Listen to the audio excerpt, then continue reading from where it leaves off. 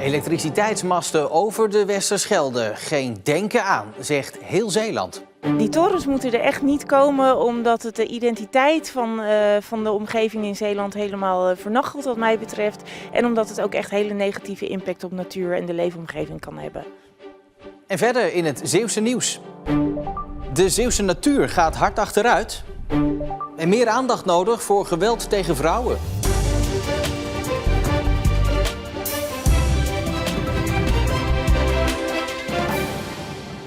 Goedenavond. Ongeveer iedereen die tegen zou kunnen zijn, is dat ook. Niemand in Zeeland zit te wachten op grote hoogspanningsmasten in de Westerschelde.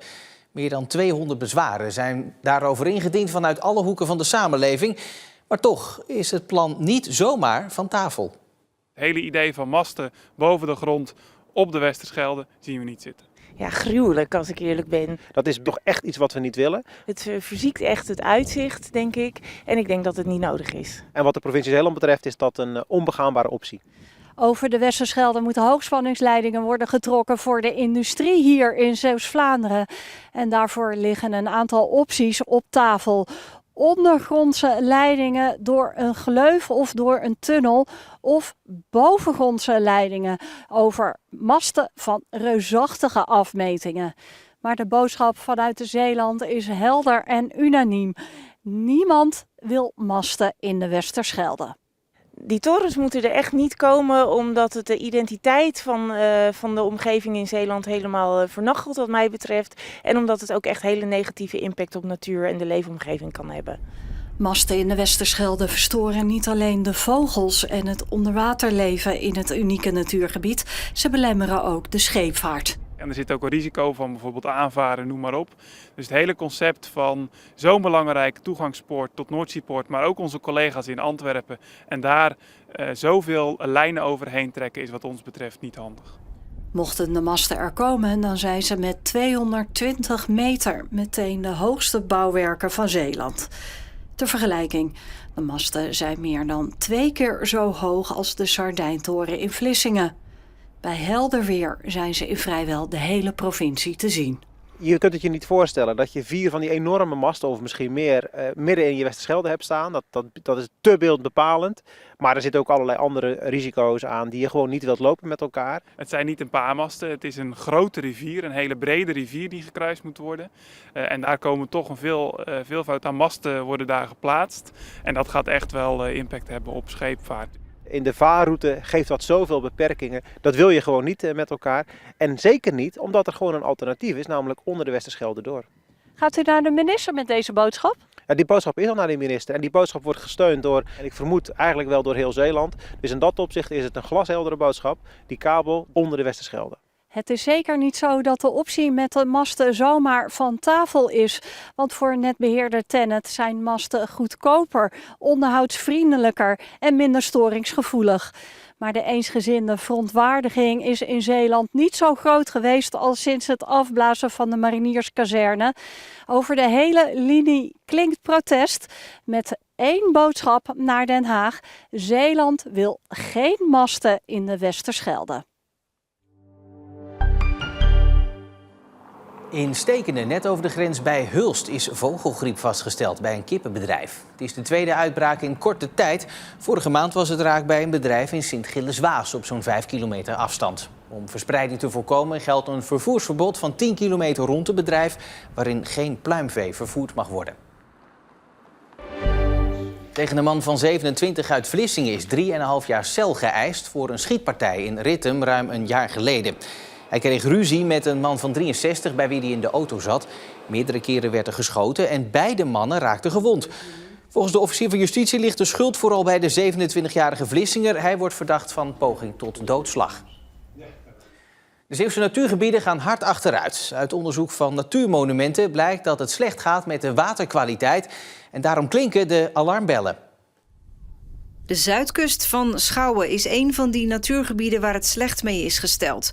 Problematisch, want het raakt de vele vogelsoorten die hier komen broeden.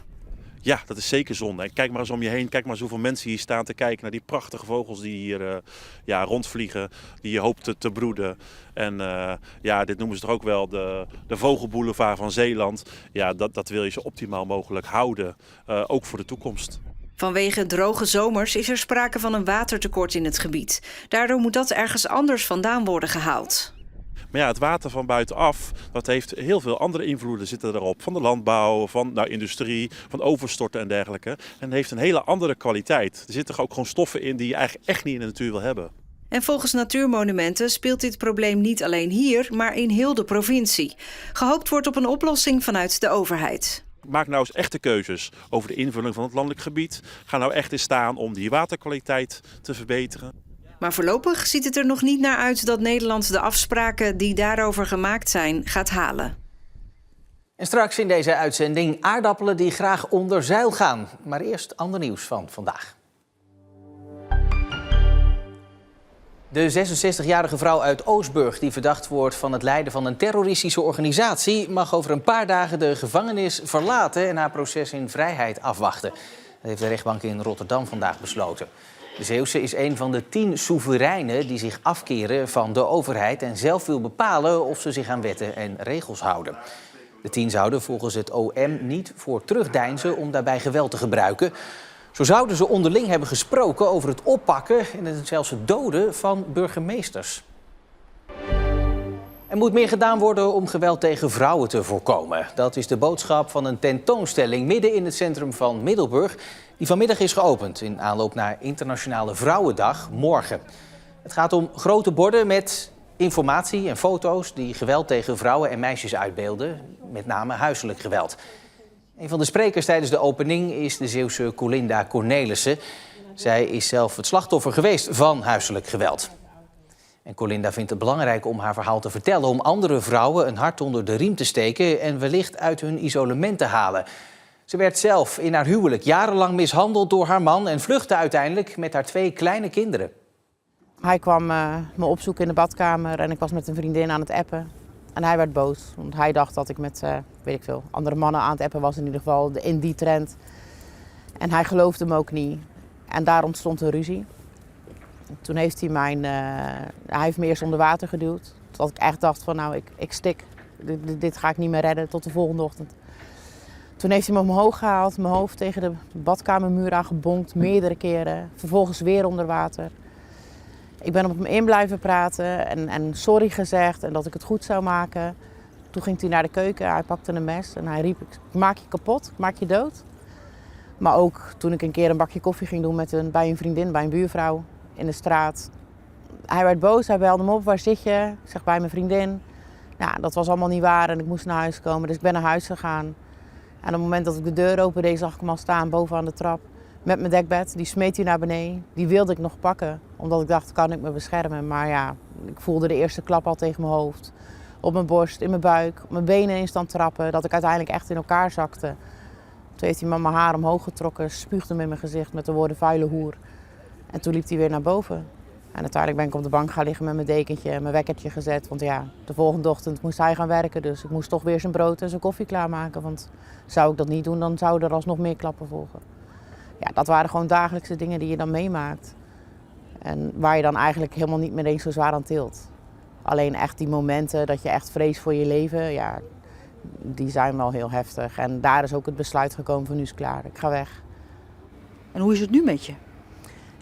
Goed, in zoverre dat het is een heel proces.